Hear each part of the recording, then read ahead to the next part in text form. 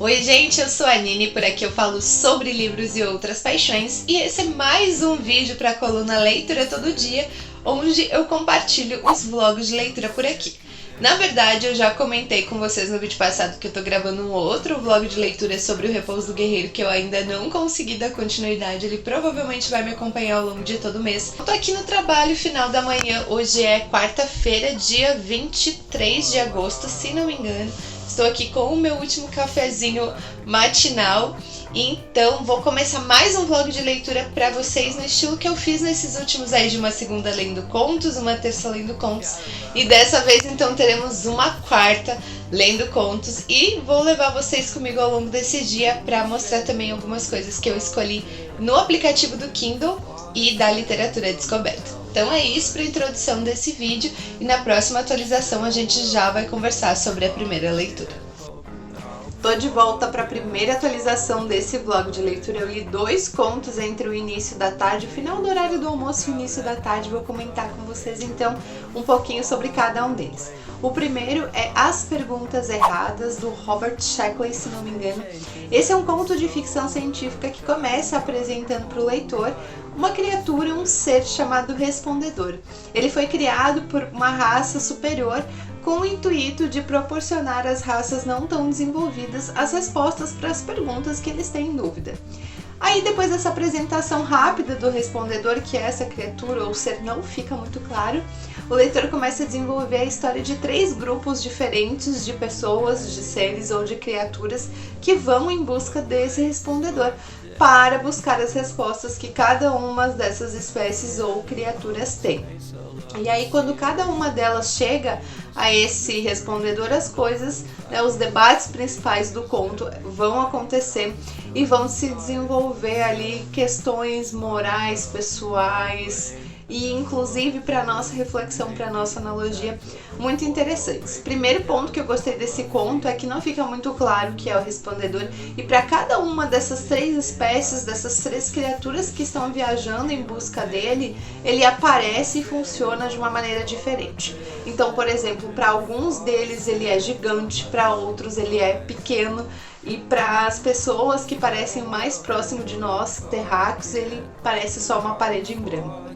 Cada uma dessas criaturas faz perguntas para ele que ele tem a resposta ao mesmo tempo que ele não tem. Porque na verdade são perguntas muito vagas e muito relativas para esse ser que é muito mais grandioso que qualquer uma dessas espécies. Enquanto cada um desses grupos tem visões e perspectivas muito simples ou muito pequenas do que realmente é a realidade ou a grandiosidade do universo. Isso só para exemplificar alguns temas que o autor consegue abordar nesse conto curto de ficção científica que eu gostei muito, dei 5 estrelas para esse conto e inclusive já escolhi outro conto do autor que eu também tinha baixado lá da Literatura Descoberta, e aí eu vou contar sobre ele depois quando eu ler. E o segundo conto que eu li foi A Pele do Rinoceronte, do Rudyard Kipling. Eu já li alguns contos desse autor aqui durante esses vídeos que eu faço para vocês de lendo contos. E nesse caso aqui a gente tem um rinoceronte que é muito mal educado, ele é um cara totalmente assim, sem noção, e ele chega numa ilha onde tem um homem ali cozinhando um bolo muito gostoso. E quando ele chega, esse homem sobe, se esconde em cima de uma palmeira, e esse rinoceronte come todo o bolo que ele estava assando ali por um bom tempo.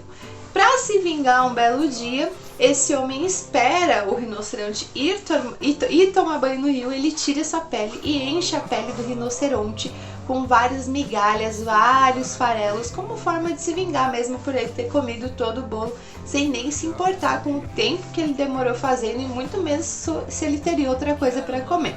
E aí, assim, a gente conhece então essa forma, essa pele do rinoceronte, como ela é hoje em dia. Todos os contos que eu li do Rudyard Kipling até agora, eles são fábulas, eles funcionam como fábulas para diversas criaturas diferentes.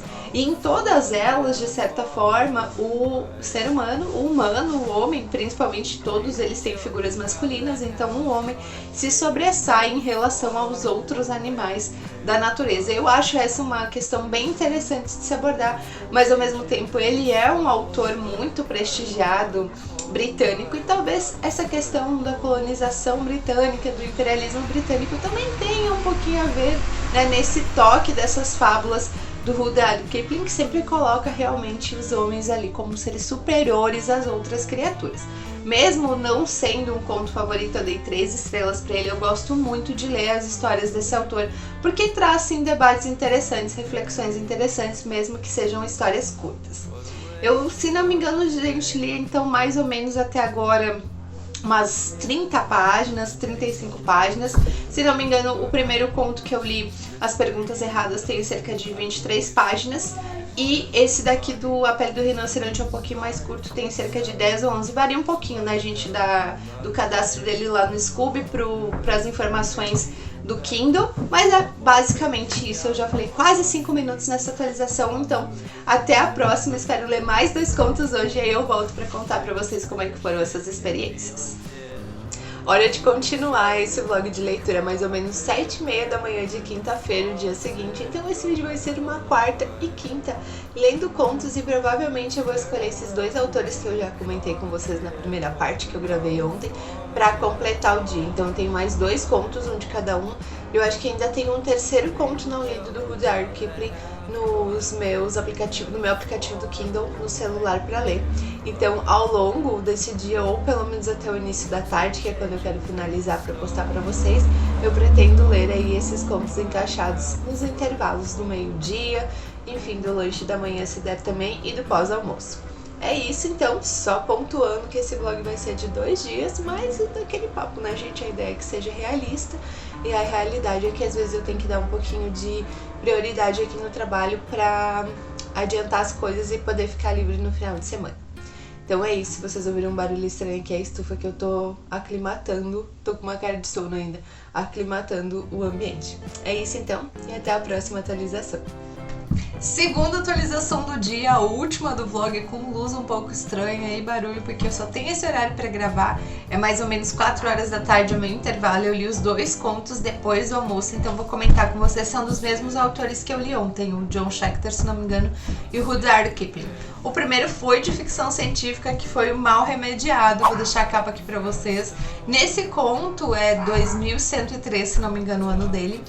E os tratamentos terapêuticos psicológicos são feitos através de máquinas. O protagonista desse conto, ele tá com uma arma e ele tá assim completamente possuído pela ideia de matar o melhor amigo dele. Então ele entra nessa loja que vende todos esses tipos de equipamentos que servem para tratar diversos vícios ou diversas perturbações da mente. E ele acaba escolhendo uma máquina que vai ajudar a tratá-lo ali a psicose, né, os pensamentos homicidas. Só que essa máquina estava ali no mostruário por engano, porque ela é uma máquina para marcianos. E ela provavelmente não vai funcionar em humanos e principalmente para o que o personagem precisa.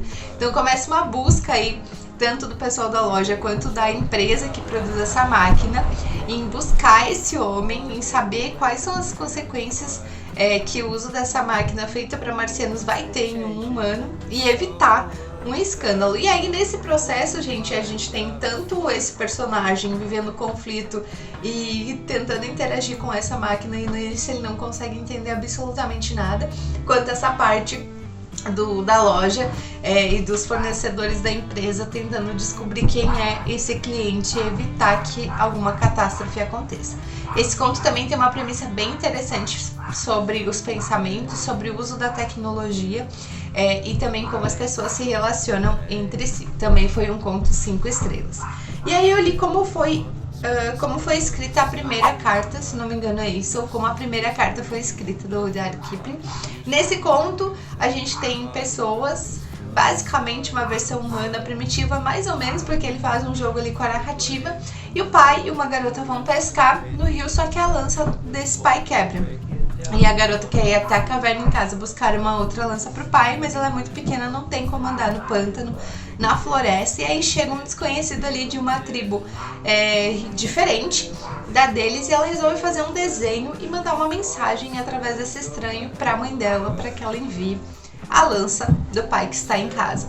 Só que esse desenho causa um transtorno imenso, porque ele é desenhado com intuito, só que quando esse desconhecido que não fala a língua dele chega até a aldeia, chega até a mãe da personagem, eles fazem uma interpretação completamente diferente desse desenho.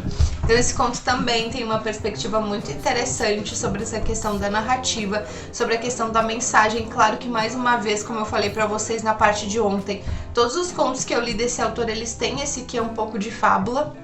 Então aqui ele usa a linguagem de uma criança, mas de uma ideia pré-escrita ainda, pré-comunicação, para mostrar como a intenção de uma mensagem muitas vezes chega ao receptor com um propósito completamente diferente. O final desse conto me deixou meio assim como todas as histórias do Rudyard Kipling, que eu fiquei pensando, será que ele quis dizer isso mesmo?